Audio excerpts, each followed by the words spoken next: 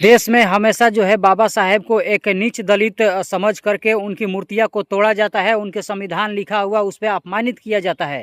ये पूरा देश खलबला उठा है कि जिस तरीके से कुछ मनुवादी लोग हैं या पार्टी के गलत विचारधारा के लोग हैं जो बाबा साहेब की मूर्तियां का हमेशा अपमान करने का काम करते हैं। इस बीच हमारे साथ जुड़ चुके हैं शैलेश चंद्रा जी, जो बड़ी बेबाकी से जवाब देंगे। जी स्वागत है सर आपका। जी बहुत बहुत धन्यवाद, थैंक यू। सर अभी बाबा साहब की मूर्तियों के साथ छेड़छाड़ हुई है, अपमान की गई है, उनका पुतला दहन किया गया, पोस्टर फाड़ दिया गया है मध्य प्रदेश के भिंड में।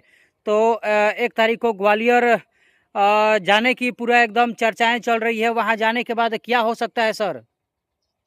देखिए ये तो अब वक्त बताएगा, लेकिन उससे पहले जो इस देश में जी बाबा साहेब का लिखा हुआ संविधान से देश चलता है जी, और उनके मूर्ति पर अपमानजनक टिप्पणी करना, उनके पोस्टर को जलाने का प्रयास करना, हालांकि पुलिस ने उन लोगों को गिरफ्तार किया है जी, लेकिन सवाल ये नहीं है। सवाल ये है कि भाई आप ऐसा क्यों कर रहे हैं? बिल्कुल, आप ऐसा क्यों कर रहे हैं?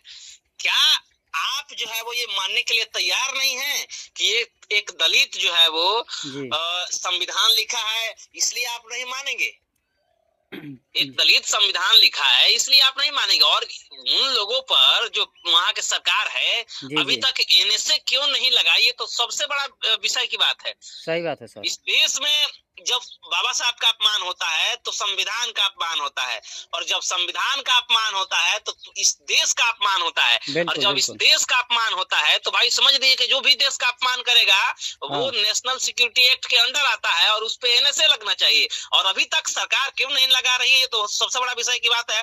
दूसरी ओर क्या सरकार उन लोगों को प्रोटेक्ट कर रही है, बचाने का काम कर रही है? एनएसए नहीं लगा के छोटा मोटा धारा लगा के गिरफ्तार कर लेना, उसके बावजूद भी बहुत सारे लोग इस प्रकार के प्रयास कर रहे हैं। हालांकि बाबा साहब की मूर्तियां पर अपमान करना और उनको विधान से मनुस्मृति से अगर आप देश को चलाइएगा तो भाई आप उसको लागू करिए। आप खुल के काहे नहीं कह रहे हैं हम मनुस्मृति लागू करेंगे? बिल्कुल बिल्कुल। क्या आप मजबूरी है आपकी मजबूरी अगर मनुस्मृति लागू करना है तो आप करिए कि हम संविधान को नहीं मानते हैं। उसके बाद अगर जो चीज होना होगा वो होगा, लेकिन आप कह नहीं रहे। दूसरी तरफ लोगों को प्रोटेक्ट करके और संविधान पर अपमानजनक टिप्पणी करवा रहे हैं, उनके रचयिता को अपमानित कर रहे हैं, तो ये बर्दाश्त करने के लायक थोड़े है। आप कितने लोग हैं महज आप उसमें देखिएगा मंटू जी, तो कुछ खास जातीय के लोग उसमें शामिल है। ये नहीं है कि उसमें राजपूत भी है, ये नहीं है कि उसमें यादव भी है, कोई है, कुर्मी है, हर जाति के लोग शामिल हैं। खास जाति के लोग उसमें है, और एक खास जाति के लोग ही ये नहीं मान रहे हैं कि संविधान हमारे लिए उपयोगी है। और जो डॉक्टर अंबेडकर ने लिखा है ये सबसे बड़ा सर्वोपरि है।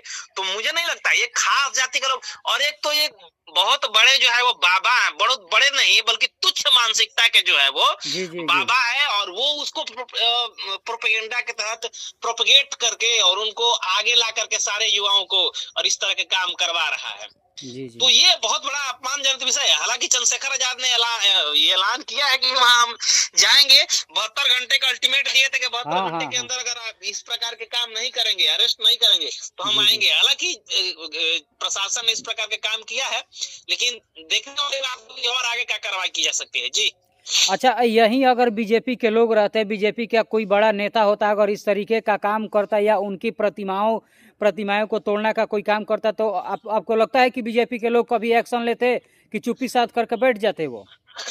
देखिए, एक तो है कि भाई बीजेपी करवा रही है कि नहीं करवा रही है, सबसे बड़ी विषय की बात है। अगर सरकार एमपी में सरकार किसकी है? एमपी में सरकार बीजेपी की है, तो बीजेपी करवा रही है। दूसरी बात रहा उनकी अगर नेताओं पर होता तो ये सबसे बड़ा जो है वो उसी वक्त अगर मोदी का अपमान होता, मोदी के अलावा और भी लोगों का अपमान होता तो फिर उठा करके जेल में डाल देती। तो ये तो देखना पड़ेगा ना कि भाई क्यों आप नहीं कर रहे हैं, क्यों, ये आपकी क्या मजबूरी है? क्या इस देश में जो दलित के लीडर्स हैं, इस देश में जो फ्रीडम फाइटर हैं, इस देश में जो पिछड़े के नेता है, क्या वो इस देश में रहने के लायक नहीं है? जो इतना बड़ा लोग काम किए हैं, क्या उनको आप नहीं मानेंगे? नहीं मानेंगे। हाँ, आपको तो मानना पड़ेगा ना कि सिर्फ 2.5 और 2% के नेता जो है वो उनको ही नेता माना जाएगा। लोग कहते हैं कि बाबा साहेब का ये लिखा हुआ संविधान नहीं है, ये किसी और का संविधान है। इस वजह से बाबा साहेब का प्रतिमा को तोड़ दिया जाता है, हाँ उनके पोस्टर को फाड़ दिया जाता है, उनके जाति के लोगों को अपमानित किया जाता है। ये किस तरीके का ये धर्म चल रहा है इस देश में सर? अच्छा, ये एक बात बताइए, अगर हाँ। उससे पूछा जाएगा कि आपका बाप का नाम क्या है, हाँ। तब बाप का नाम कहेगा कि हमारा फलना चीज है, फलना हाँ। ये है, फलना हाँ। सिंह है, फलना दुबे है, फलना त्रिपाठी है, फलना चीज है। और दूसरा बार पूछा जाएगा तो क्या अपना बाप का नाम बदल देगा कि वो अपना बापे का नाम बताएगा? बिल्कुल बताएगा, अपने बाप का ही नाम बताएगा। ये देश में एक बार नहीं, थोड़ा हम इतिहास में जाना चाहते हैं। जब संविधान ड्राफ्ट हुआ था संविधान ड्राफ्टिंग में 7 गो मेंबर थे, जिनमें हेड ऑफ द जो ड्राफ्टिंग का जो अध्यक्ष थे वो डॉक्टर अम्बेडकर को बनाया गया था, और 7 लोगों को नॉमिनेट किया गया था कि आप लोग मिलकर संविधान लिखेंगे। जब ये मालूम हुआ कि संविधान लिखने की डेट साझा है, तो बहुत सारे लोगों ने जो 7 ड्राफ्टिंग कमेटी के थे, जो उसमें से एक या तो क्या बोलते हैं, फॉरेन में चले गए थे, अमेरिका में थे। एक ने कहा कि हमारी तबीयत खराब है, एक कहा कि हम दिल्ली से बहुत दूर हैं, नहीं आ सकते हैं, एक बोले कि हम सरकारी कार्यों में व्यस्त है, उस वक्त के जो ब्रिटिश कार्य था उसमें व्यस्त हैं, और एक ने कहा कि नहीं हमारा ये चीजें नहीं है। तो कुल मिला करके मंटू जी वो लोग नहीं आ पाए, और सारा के सारा लिखने का मोदार जो था डॉक्टर अम्बेडकर पे आ गया। ये तो संविधान सभा की स्पीच है कि भाई सारा कार्य जो 7 लोगों में बांटा गया था वो सारा के सारा जो है वो डॉक्टर अम्बेडकर ने किया। इसलिए डॉक्टर अम्बेडकर को न केवल father of the Indian constitution कहा जाता है, बल्कि mother of the Indian constitution कहा जाता है। उस अध्यक्ष के बहुत सारे लोगों ने कहा है। तो आप संविधान सभा के स्पीच को नहीं मानेंगे, संविधान सभा में जो लोग बोले हैं उसको नहीं मानेंगे, तो आप किसको मानेंगे? आप नहीं मान सकते हैं। सर, क्या लगता है कि ग्वालियर जाने के बाद जो अपराधी हैं, जिस तरीके से बाबा साहेब की प्रतिमा को तोड़े, पोस्टर को फाड़े, ग्वालियर जाने के बाद वहाँ पे क्या हो सकता है सर? कितनी की भीड़ इकट्ठी होगी? अब वो पहले वाला दौर नहीं है भाई साहब।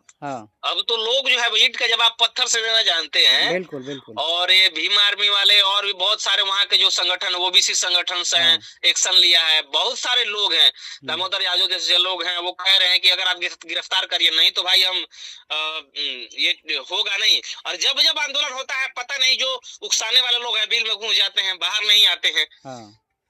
तो ये तो चीजें है कि अब तो जवाब उनको मिल रहा है, क्योंकि हमारा संपत्ति अगर हम प्रोटेक्ट नहीं करेंगे, मान लिया देश में संविधान लागू है, कल के चल के मनुस्मृति लागू हो जाएगा। आज संविधान लागू है तब इतना जो है वो जद्दोजहद करना पड़ रहा है। संविधान जिस दिन लागू नहीं होगा तो समझ लीजिए कि हमारा स्थिति, जो दलित है, जो पिछड़ा है, जो आदिवासी है, उनका क्या हासिल होगा।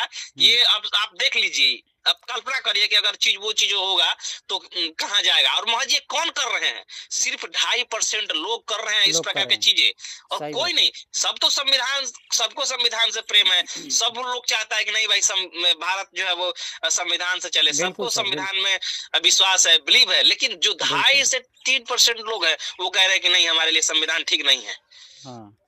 चलिए, अब अपने बातों को हम समाप्त करते हैं सर। इसी साथ बहुत बहुत धन्यवाद जो आपने हर सवालों का बेबाकी से जवाब दिया। चलिए, thank you sir. Thank you.